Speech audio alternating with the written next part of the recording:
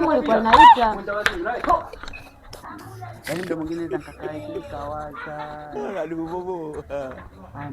Aje pa vidi. Amna, kuomba Mungu tu hapo, ni kuomba Mungu mambo. Shemeji, simu inaita. Iache kwanza, iache.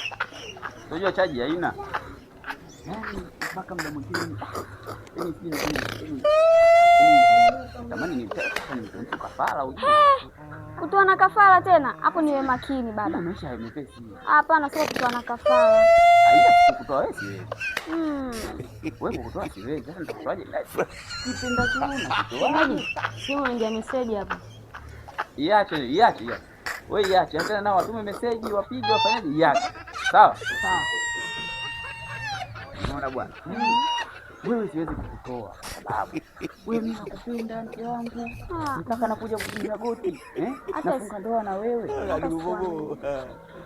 Wewe niamini mimi. Kwenye kafara. Shemeji. Wewe koma wewe. Shemeji. Yo nishachoka. Hiyo shemeji. Nendeni mkaitane huko sasa nimemwona dada yako Wekelo. Usikae tukajadili mambo mazuri mimi na dada yako wewe shemeji. Toka hapa simu ilikuwa inaita. Shemeji, mimi nishachoka na shemeji. Kila saa shemeji. Kwendeni hapa. Wenda wazimu, mchanganya. Maisha nichanganye na nyinyi mvurugu.